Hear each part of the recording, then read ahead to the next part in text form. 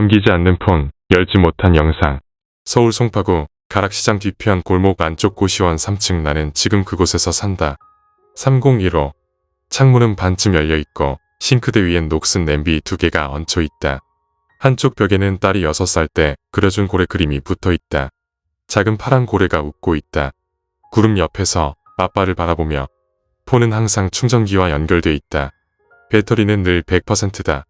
하지만 나는 그 폰의 하나의 폴더를 절대 열지 않는다. 폴더 이름은 안 본 것들 안 봐야 하니까. 벗다간 아예 못 버틸 것 같으니까. 이야기를 시작하려면 그보다 한참 전으로 돌아가야 한다. 나는 37, 3년 전까지만 해도 양재동에서 작은 카페를 운영했다. 이름은 도연커피. 로고는 딸이 색연필로 그려줬다. 커피잔 옆에 하트 2개. 아빠 화이팅! 그 글씨를 간판 옆에 조그맣게 붙여놨다. 그땐 모든 게 조금씩 나아지고 있다고 믿었다. 비록 매출은 넉넉지 않았지만 단골이 생기고 SNS에서 맛집으로 묶이고 주말이면 테이크아웃 줄이 생겼다. 아내도 웃었고 딸은 매장 뒷자리에 앉아 색칠 공부를 하곤 했다. 그 애가 창문에 숨을 불어 하트를 그리면 나는 그 위에 덧글었다. 문제는 정말 뜬금없이 시작됐다. 아내가 말했다. 나 요즘 교회 다녀. 집 앞에 새로 생긴데 말이야. 나는 고개를 끄덕였다. 괜찮다고. 오히려 잘 됐다고 생각했다. 아이랑 같이 다니면 좋겠다고까지 했다.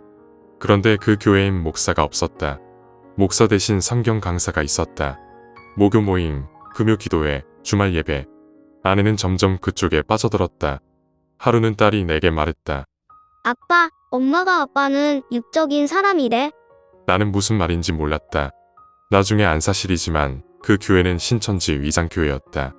그 무렵부터 아내는 집에서 조용히 울었다. 딸 앞에서는 늘 밝았지만 새벽이면 혼자 눈을 감고 손을 모았다. 그리고 어느 날 내게 말했다. 우리 한동안 따로 살아보는 게 어때? 나는 물었다. 왜? 그녀는 대답하지 않았다. 대신 폰을 들고 그 화면만 바라봤다. 나는 그 폰을 보며 속으로 생각했다. 비밀번호가 뭐였더라? 그녀가 떠난 날 나는 그 폰을 손에 쥐었다. 잠금화면, 숫자 6자리, 우리 딸 생일, 우리 결혼기념일, 심지어 그녀 생일까지 다 틀렸다. 나는 그녀의 비밀번호 하나를 끝내 알지 못한 채 보내야 했다. 그 일이 있고 정확히 2달 후 카페에 폐업 공고를 붙였다. 매출은 급락했고 손님들은 줄었고 나는 하루 2잔에 아메리카노로 버텨다. 커피가 아닌 세상에 버텨내는 감정으로. 처음 무너졌을 때 나는 진짜 슬프지 않았다. 그냥 현실이 실감나지 않았다. 그래서 그 다음 선택은 너무나 담담했다. 코인 한번 해볼까? 처음은 30만원. 소액 실험이라는 핑계로. 하지만 그건 핑계였다. 내 안에 누군가는 이미 대출 앱을 검색하고 있었다. 2번째 거래에서 나는 78만원을 벌었다. 정확히 3시간 만이었다. 그날 밤 나는 편의점 삼각김밥을 먹으며 계속해서 코인을 봤다. 잔고가 늘어가는 게 내 인생이 올라가는 것처럼 느껴졌다. 그게 착각이란 걸 몰랐다. 3개월 뒤 나는 신용대출 1200만원으로 리딩방에 가입했다. 이 방은 실전입니다. 초보는 따라만 하세요. 텔레그램방에 올리는 멘트들은 마치 군대처럼 날카로웠다. 나는 지시에 따라 매수했고 단체 심리에 휩쓸렸다.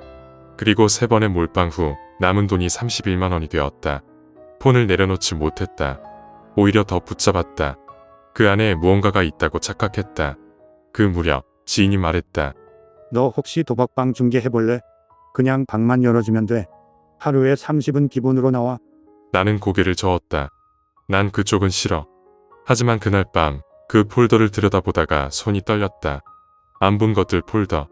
그 안엔 전 아내가 보낸 마지막 메시지, 딸이 보낸 생일 영상, 그리고 계좌에서 빠져나간 내역 캡처들이 있었다. 나는 그걸 열지 못했다. 그래서 다시 텔레그램을 열었다. 그날 밤 나는 처음으로 중계방을 열었다. 방 제목은 마카오 실시간 중계. 실제 마카오는 아니었다. 국내에서 중계받은 영상을 내 화면에 띄우고 그걸 송출하는 방식이었다. 나는 말이 없었다. 단 한마디도 하지 않았다. 그저 화면을 켜고 커서만 움직였다. 사람들은 욕을 했다. 야 뭔데 이건. 지금 배팅 터졌잖아. 리플 좀 줘. 관리자 어디 갔냐. XX야. 나는 아무 말도 하지 않았다. 처음엔 무서웠다. 하지만 그 무서움이 점점 익숙해졌다. 하루 2번. 점심 1시, 밤 10시. 정해진 시간에 방을 열고 영상, 중계, 커서 이동. 끝. 한 달 수익은 264만 원.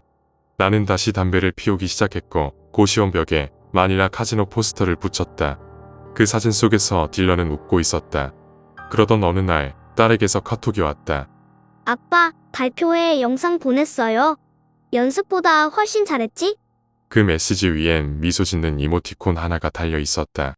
나는 그 폴더를 열었다. 안 본 것들. 그 안에 그 영상이 있었다. 파일명 2024-0617 아빠 생일 mp4. 나는 손가락으로 영상 위를 올려놓았다. 떼지 못한 채 5분을 멈춰 있었다. 재생을 누르지 못했다. 차마 그 웃는 얼굴을 볼 수 없을 것 같았다. 그렇게 또 그 폴더를 닫았다. 그 무렵 도박 중계방에 문제가 생겼다. 어느 참가자가 이거 사기 아니냐며 금융감독원에 제보했다는 말이 돌았다. 나는 급히 방을 닫았다. 그리고 그날 처음으로 계좌를 정리했다. 남은 돈은 173만 원.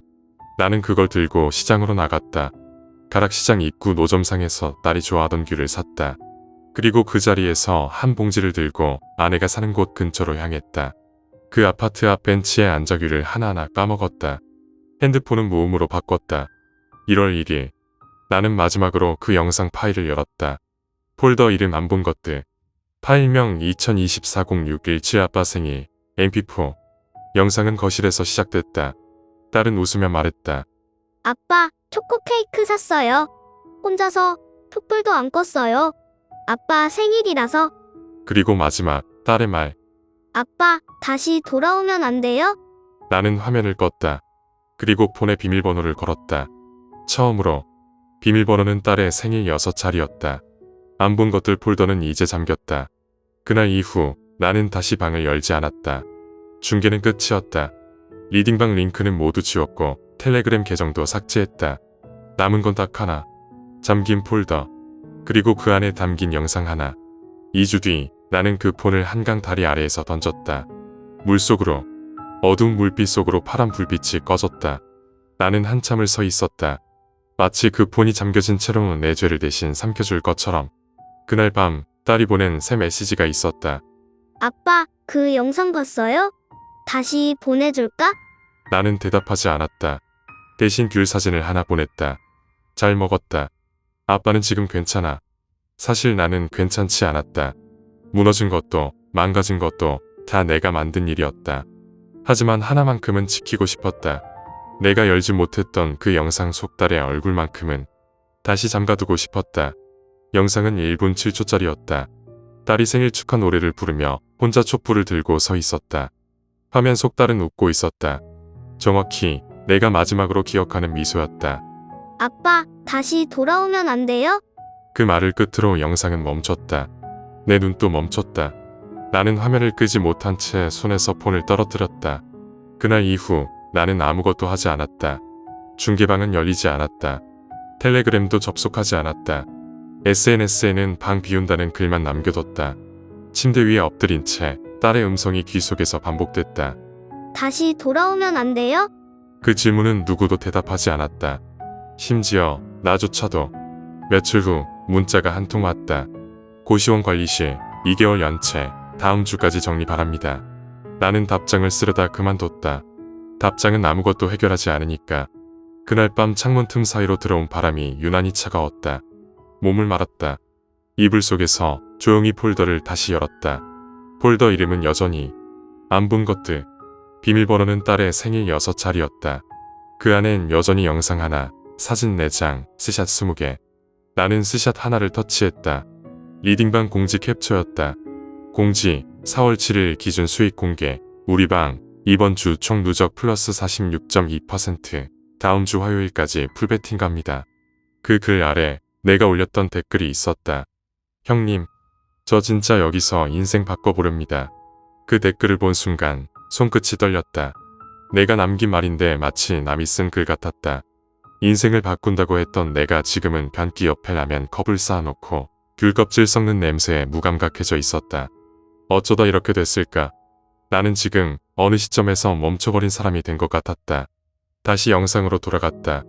영상은 아직 최근 재생으로 표시돼 있었다. 그것만이 이 폰 안에서 유일하게 최근이란 이름을 가진 파일이었다. 나머지는 모두 과거였다. 도연커피 로고 파일, 초기 쇼핑몰 창업 계획서, 딸이 부른 어린이 찬송가 녹음본. 그 모든 게 안 본 것들에 담겨 있었다. 그날 밤 나는 고시원 복도 끝에 있는 화장실에서 거울을 봤다. 내 얼굴은 내가 기억하던 얼굴이 아니었다. 눈은 충혈됐고 턱에는 수염이 나 있었고 옷은 3일째 같은 후드였다. 폰을 꺼내 셀카를 찍었다. 그리고 그 사진을 그 폴더에 저장했다. 폴더 이름은 여전히 안 본 것들. 그날 이후 나는 스마트폰을 들지 않았다. 알람도 없고 전화도 없고 메시지도 없었다. 하루는 그냥 흘러갔다. 물처럼 혹은 먼지처럼. 나는 하루 종일 창밖만 봤다. 어느 날 문이 노크됐다. 고시원 관리자였다. 방 좀 정리해요.